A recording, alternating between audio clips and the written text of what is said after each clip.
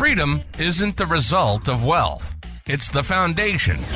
Welcome to Wealth Independence, where freedom leads and real wealth follows through battle-tested strategies, hard-won lessons, and real-world experience. You'll discover how to accelerate your path to true financial independence. And now your hosts, Dustin Bailey and Adam Penn. All right, welcome back to the Wealth Independence Podcast, where freedom leads and real wealth follows. I'm Dustin Bailey, and I'm here, as always, with Adam Penn. Adam, how you doing today? Doing good. Seems like I'm on a tour of Memphis over here. We've been here for about a week and a half, going to be here for 2 weeks in total, and checking out units we own. And so I'm in a different background now than I was on the last podcast when we were on a different Airbnb of ours. But yeah, out here checking things out. Very nice. Very nice. Now you're continuing your world tour, and by world we mean West Tennessee, which is a beautiful place to be. And we're recording this here in the middle of August. It's a great time to be right next to the Mississippi. I call one of our house cleaners I was with this morning. We were cleaning a house while I was prepping it. We got a new one that we're turning into an Airbnb. And I looked at her. She was like in the other room, and I yelled, I'm like, Carissa. She's like, yeah. I'm like, next time I tell you I'm coming to Memphis, tell me the humidity and the temperature so I can reschedule. Memphis is one of those places, like, it gets this way in the summer, and then in the winter, and, we've dealt with freezing pipes and stuff like that. Like, Memphis kind of gets some of the extremes.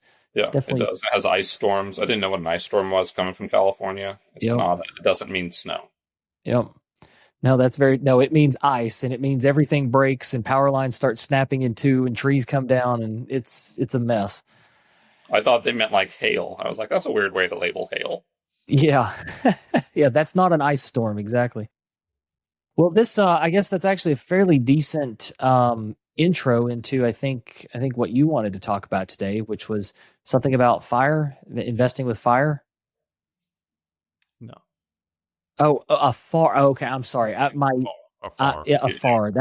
That's people around here in East Tennessee. That's how they say fire. The English out in East Tennessee isn't very good. Yeah. Yeah. So you're investing from afar, not a fire. Yeah. Okay. I got you. Investing from afar. Okay. That makes sense. Yeah. Having just a brief conversation from the stuff that we've learned and issues we've had from managing. We got about 25 units that we manage.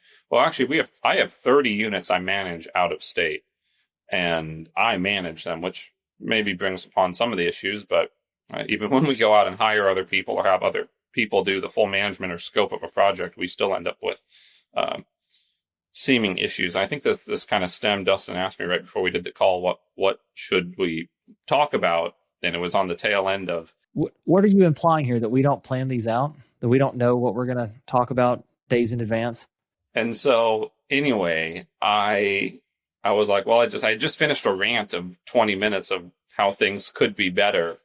So I don't know, Dustin, what do you want to ask me about this? You lead and I'll answer questions. No, I mean, I think it's interesting. You've definitely got a lot of experience there. And I mean, I guess, I'm part of some of the properties there. And so, I mean, that's a far from me, right? I mean, Memphis, it's in the same state, but it might as well not be, right? I mean, if you think about kind of the distance between where I am and where Memphis is, it's almost like going from like the same distance from South Carolina to the western part of Mississippi. So it's definitely. I would just say from Southern California to Northern, but I don't know what the distance is. Well, that's. I think it's similar actually.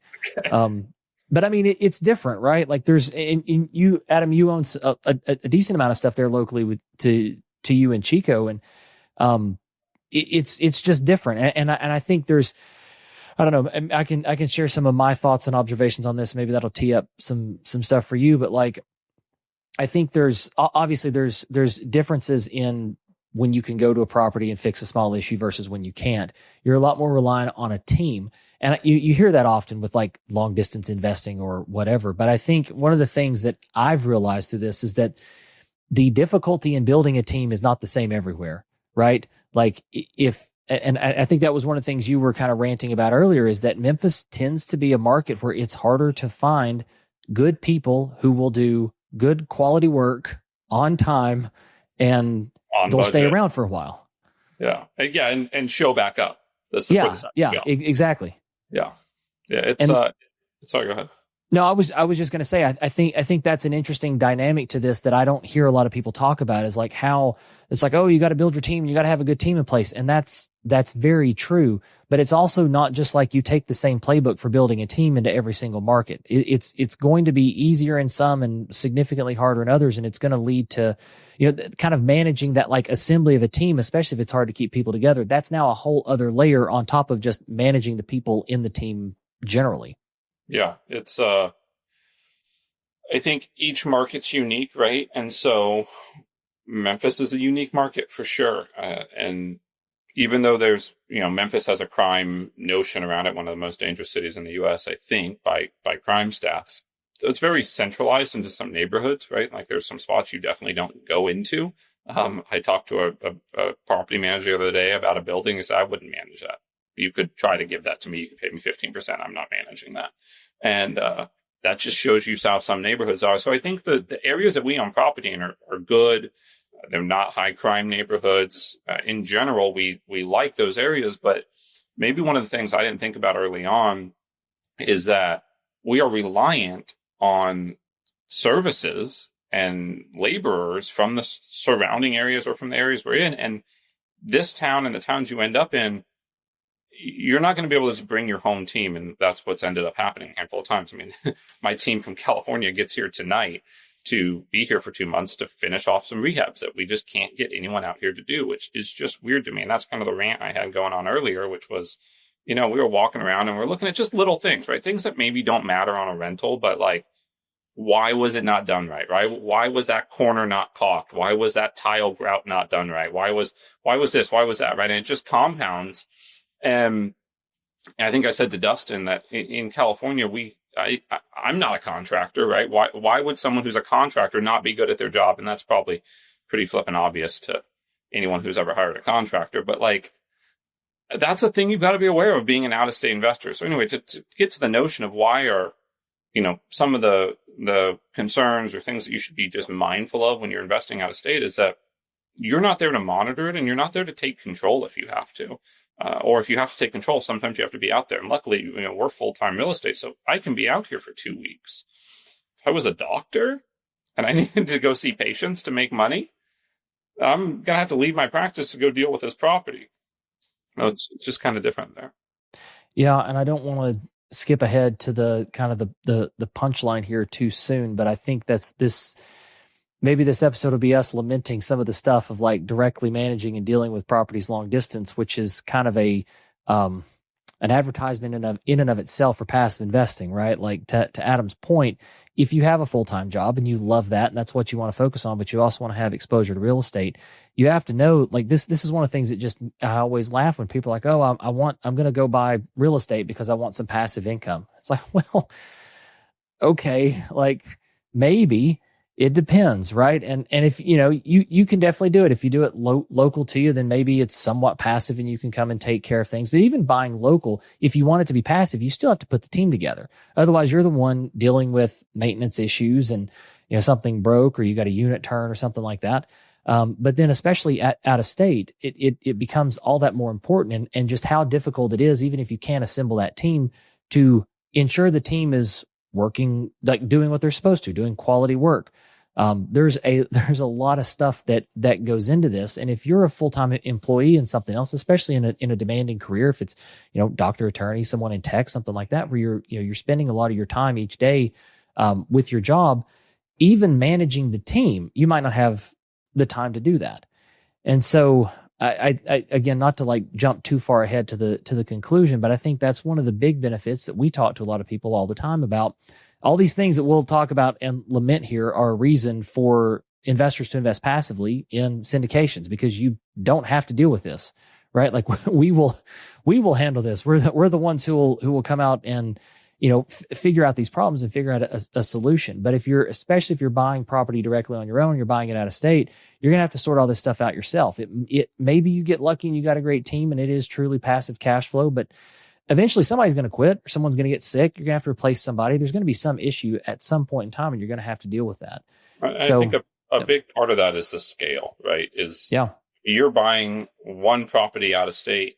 You're stuck with just having one property, right? Like you're not going to be able to grow your team and build it and have additional, backups. So right now we're trying to replace our landscaper, because I always think landscaping should be cheaper. Literally, this was a topic of conversation with an investor group I'm a part of the other day. They're like, what's the one thing you always think should be cheaper? Landscaping. Everyone raises their hand. One of them says, I went as far as to make a landscaping company one time. Worst decision I've ever had.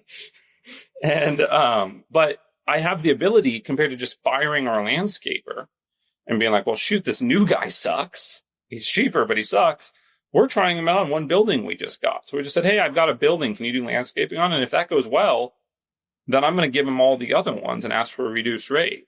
So we're able to kind of test services. But yeah, I think one of the things you mentioned scale, and I mean, this was a conversation that we were having was, does it make sense to potentially hire a person, like almost a dedicated maintenance person, to handle all of the issues where, currently for the properties in Memphis, we have to call out and different service providers. And that's a challenge in and of itself, trying to find somebody, and if they've got availability, and then depending on the nature of it, it might be an emergency. And so you're having to pay exorbitant rates just to get somebody out to fix the problem.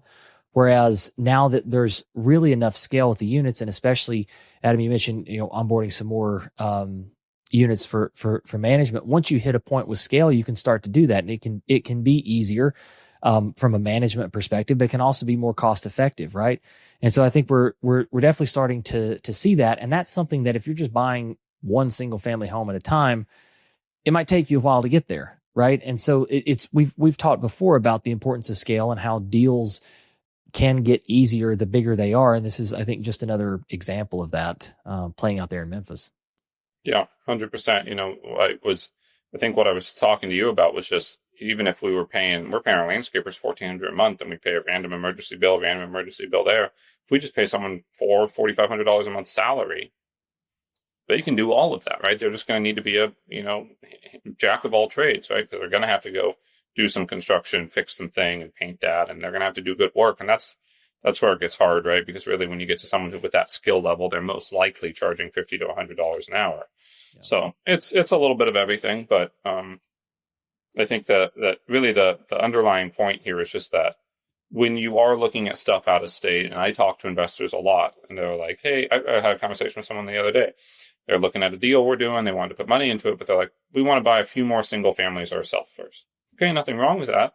But they're doing them out of state, and they're doing it on a one-off basis. And one of them even said, he's like, I'm going to make less than I will doing your deal by buying this single family. And I didn't fully understand it. But I mean, if you want the experience, get the experience. But I think maybe save yourself the headache and do it in your own backyard. And just be able to drive by it, see it, understand it, know that you're buying in the right neighborhood, all of those things. Yeah. I mean, I think my advice, and I echo everything you said, like if you want the experience, there's nothing wrong with that. But definitely do not go into some sort of situation where you're buying rental property out of state and thinking that it's going to be a purely passive thing, because it's probably not going to be. Maybe if you've got a turnkey provider, then maybe it mostly is, but then you're kind of sacrificing some returns there. So, or a lot of returns. I mean, I know someone in Memphis with a turnkey provider who just got hit with a $12,500 turn cost. Yeah. That is cash flow for 2 years. Yep. So that's the stuff. I mean, there's definitely these horror stories, and it's the things that I think a lot of people who get sucked in by the promise of, passive income, and we're investing out of state. And again, especially if you're not a full-time investor, if you've got a full-time job, it can be tough to do this and to do it well and do it in a way where you're not going to have an event like that's going to wipe out a year or more of cash flow from a single property. So again, I think in some ways it's a good advertisement for syndications. We would love to have investors. You got to know what's right for you. Some people love this, right? If you're full time and you want to deal with this, and these are the types of problems you enjoy solving, that's fine. But it just again goes back. Know what you're walking into before you actually walk into it. Don't think that owning rental property out of state is something that it's not. 100%. I don't have a whole lot else on this. I think it's if people are interested, send us an email. Happy to talk about horror stories. I've got a handful of real estate guys Halloween horror stories episodes. So it'd probably be a little hard to find those and link them in the show notes. But if people go and look in the Real Estate Guys archives, you'll find some stories where we've talked about investing and out-of-state issues, and it's not uncommon. No, for sure. But no, we'll keep it kind of short at that one. I think we've covered it thoroughly. But yeah, like Adam said, if you got any horror stories of your own or want to reach out and chat, we'd love to hear from you. Also, if you enjoy this episode, go give us a like, a thumbs up, whatever you've got, whatever platform you're watching it on. We definitely appreciate that. Let the computers know that you're enjoying what you're hearing, and we can get our episodes and get this message out to more people. But Adam, you don't have anything else? We'll get on out of here. Sounds good. All right. Everybody, thanks for joining us. As always, we appreciate you being here. And just remember, where freedom leads, real wealth follows. We'll see you next time. Thanks for joining us on Wealth Independence. This show is for informational purposes only and is not financial, investment, legal, or tax advice, and does not constitute an offer to buy or sell securities. All investments carry risk, and investors should always conduct thorough due diligence and consult with qualified professionals before investing. Until next time, remember, freedom leads and real wealth follows.